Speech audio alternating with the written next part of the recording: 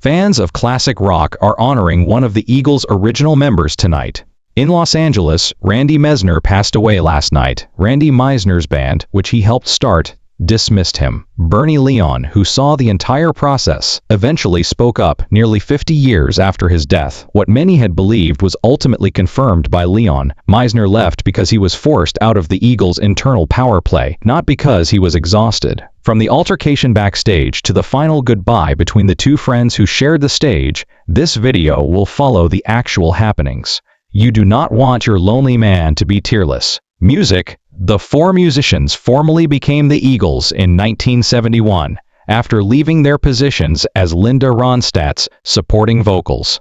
The lead vocalist and bassist was Randy Meisner. Glenn Frey and Don Henley assumed the position of songwriting leaders, while Bernie Leadon introduced bluegrass from the banjo and acoustic guitar. My love's best. Okay. Music, a unique, identifiable sound that immediately drew listeners in, was produced by fusing traditional country roots with gentle West Coast rock. Meisner's unique voice was evident from the first album, as he sang lead on tracks like Take the Devil. The majority of us are depressed and searching. Music, with his harmonies and steady bass, he was the element that maintained the musical framework rather than the band's face. Meisner didn't like being in the spotlight and didn't speak up in meetings. Instead, he concentrated on his work, recording, performing, and maintaining the rhythm. Meisner and Leadon were identified as the most compatible backstage team during the initial recording sessions. In contrast to Frey and Henley, who started to lead the band in a more commercial pop rock direction, they both believed that the music should remain straightforward and true to their origins. While Leadon spoke his opinions and continued to contribute regularly to composition, Meisner opted to remain mute during arguments. When the band went on tour following the release of the first album, the ideological differences became more noticeable. Frey's control increased as a result of management's demand to project a more prominent image. Frey and Henley were primarily responsible for making crucial decisions about the set list, vocal selections, and promotional strategy. Prior to these rulings, Leadon and Meisner were frequently the only two individuals not asked to meet in private. Meisner and Leadon continued to have an impact on the second album, Desperado, but their contributions as songwriters were less significant. Meisner switched from lead vocals to backup harmonies on the recordings. Although he didn't publicly respond, Randy wasn't demanding, as Leadon subsequently stated.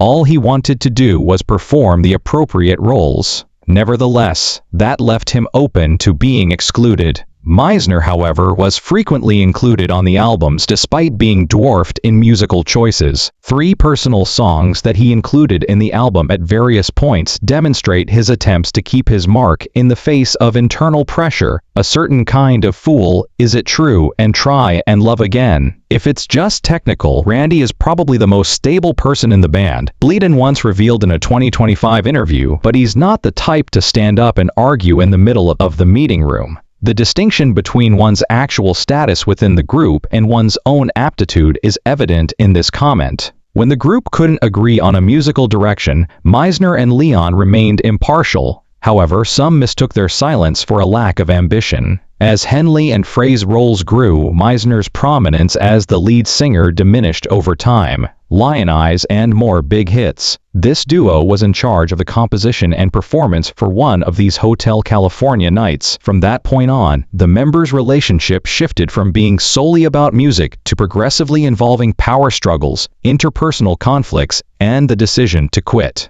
As the tours grew more intense, Randy Meisner's typically composed demeanor broke down inside the breaking point.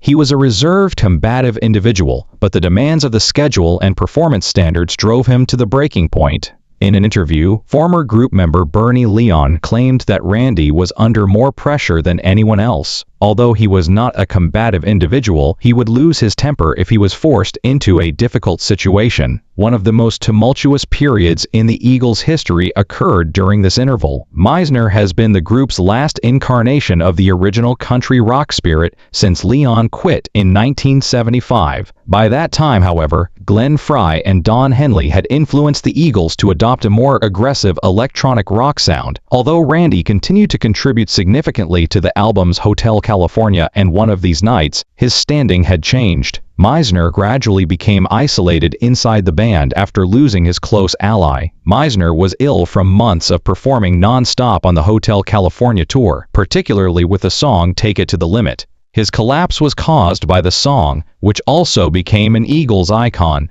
As his health deteriorated, the high-pitched voices needed mental and physical steadiness.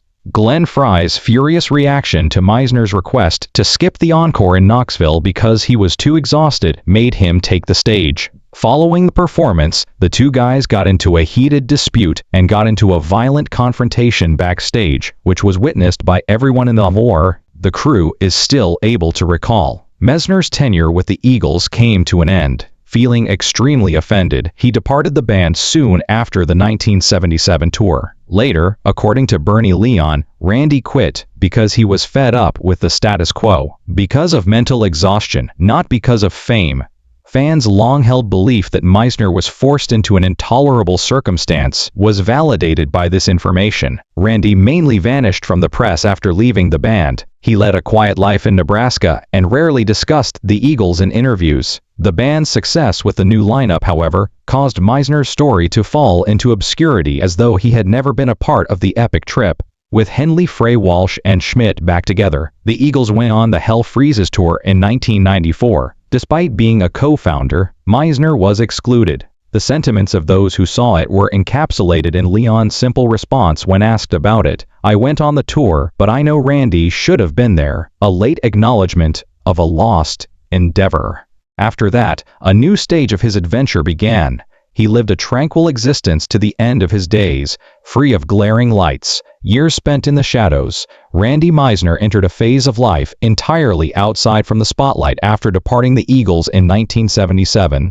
No more cross-state trips, no more band meetings, and no more performances that need encores under duress. However, peace did not follow that withdrawal. For a brief period, Meisner carried on with his musical endeavors as a solo performer. He achieved some personal success with the song Hearts on Fire from the album One More Song, but it was unable to match the charisma he had while playing for the Eagles. Apart from restricting his public appearances, Meisner virtually stopped communicating with the media for almost 30 years. He rarely agreed to interviews, and when he did, they were usually very brief and avoided talking about his time with the Eagles. He briefly resided in California before returning to his birthplace of Nebraska for the sole reason of avoiding all things commercial music. Meisner maintained very little touch with anyone in the industry, according to those who later collaborated with him. One of the few individuals that still communicates with Meisner is Bernie Leadon. The two still periodically interact via mail, sending notes or demos to each other, even though they no longer play together. Leon Meisner claims that although he never gave up music entirely, he decided to play for himself. Until his latter years, Randy continued to compose music. Leon explained that he simply didn't want to release it. Meisner joined Billy Swan and Jimmy Griffin's band, Black Tie, in the 1980s. Although the project was low-key and unpublicized, it helped him keep his relationship with the studio intact. The harmonies on several of the recordings from this era are highly acclaimed, demonstrating Meisner's continued technical mastery, despite his exclusion from the popular music world. In his private life, Meisner spent the remainder of his life with Lorraine, whom he married in 1981. The two stayed out of the spotlight. As they grew older, they dedicated their time to helping their families take care of one another. Meisner sustained a catastrophic brain injury and a protracted hospital stay in 2016 after falling at home. He severed all communication with the outside world at the time of the fall. Following the injury, Meisner's health started to become increasingly concerning. He was unable to fully restore his voice due to a diagnosis of chronic obstructive pulmonary disease, or COPD. He lived in complete repose for many years after that, and needed frequent medical care. After that, the process of getting ready for a retrospective started. And when Meisner passed away, the man who had come forward to speak for a reality that had been suppressed for too long, rather than the group, was the last to say anything about him. The last word. Following a protracted struggle with complications from chronic obstructive lung disease, Randy Meisner passed away on July 26, 2023, at the age of 77. With his wife, Lorraine, by his side, he died in peace in Los Angeles. Soon after, a family representative verified the news. Neither a public memorial nor an Eagles announcement was made. He had spent the majority of his life out of the spotlight, so it was all done in silence. Bernie Leadon made an appearance for a live interview a few days following Meisner's passing. No modifications, no script. It was obvious that silence could no longer be tolerated at this point.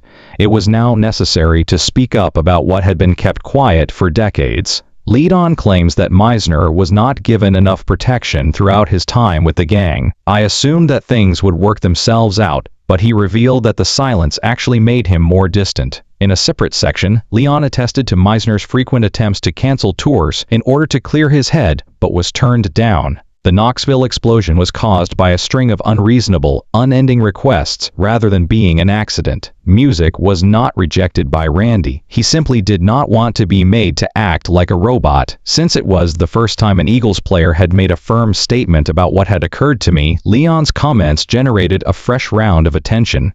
In August 2025, Bernie Leadon released Too Many Memories, a new single that accompanied his words. According to him, this song is a means of preserving the things that no one is afraid to express aloud. Although a specific person is not mentioned in the song, the chorus's lyrics expressly recall the passing of a musician who was overlooked by the group he helped form. When asked if the song was for Meisner in another interview, Leadon simply replied, "I think those who need to understand will understand." Following the announcement of the album Too Late to Be Cool, a musical creation that had been treasured for years but never released, Leadon made his statement. The vibe of the entire album is straightforward and rustic. The tracklist contains nostalgic content in the majority of the tracks. There is a song called No Encore Tonight, in addition to Too Many Memories. It is seen to be the most obvious farewell to Meisner, who once passed out after having to sing an encore while weary. In addition, Leadon revealed that the words "Fly High Randy, no more encores" were written on the wreath he gave to Meisner's burial. Outside of music, Leadon started to make more appearances on talk shows, frequently at small gatherings centered around folk and country music. He did not omit bringing up Meisner when sharing. Despite not having the authority to make decisions, he was the only member of the group who could maintain the beat, the harmony, and the group's cohesiveness. One of the few open remarks regarding Meisner's actual role in the Eagles' early development is this one. Several people close to the band have stated that the band has been in touch with Meisner's family regarding the aftermath, despite the fact that neither Don Henley nor the other members have made any public announcements since his passing. A number of reporters who have followed the band have reported that the Eagles did not abandon him in the end, but they have not disclosed any information on financial help or burial plans. All of Leadon's new solo material is now protected by the official copyright system when he inked a global publishing agreement with Warner Chappell Music in September 2025. Experts interpreted this as an attempt to formalize the messages he conveyed, including his historical narrative in musical form, as well as his personal thoughts. "I'm not writing to make accusations. I write to ensure that things are remembered." The man behind the voice, Randy Meisner, was born on March 8, 1946, in Scottsbluff, Nebraska, to a family of German farmers. He said, "The story of the man behind the voice is completed by looking back at where it all began. Not on the stage, but in rural Nebraska, where Randy Meisner found music as the most natural choice in life. Farm work and the quiet of the American Midwest characterized his early years. Although no one in his family pursued a career in music, Meisner naturally picked up an instrument and, at the age of 14, started playing bass, quickly establishing himself in small local bands. Meisner's professional career started with the Poor and later Rick Nelson's Stone Canyon Band. Despite not being the main character on stage, Meisner was renowned for his ability to control the bass and sing precise harmony, which was uncommon in rock groups at the time. This period helped him develop his performance skills, learn how to harmonize in a band, and keep the music steady for the lead singer. Meisner met Don Henley, Glenn Frey, and Bernie Leon when he was asked to join Linda Ronstadt's backing band. The four of them performed together in small shows in California, leading to the Eagles' formation in 1971 and rapid rise to fame. Meisner was the one who came up with a lot of country-oriented songs, aiding in the balance of the Eagles' early sound, modern rock, and rustic. Even though he sang only a few lead vocals, Meisner's rare high voice allowed him to hold notes long, clear, and full, even when performing live. He did not compose much on the early albums, but he was instrumental in creating the background rhythm and harmonic structure. Songs like Take the Devil, Try and Love Again, and especially Take It to the Limit are synonymous with him. Meisner's quiet demeanor also influenced the band's internal dynamics. He rarely argued in meetings, did his share, and stayed out of the fray. Bernie Leon claims that Meisner did not seek control or fame, but only wanted to play music to the best of his ability. This way of thinking gradually isolated him as Frey and Henley took over the Eagles' artistic direction. Outside of work, Meisner lived a private life.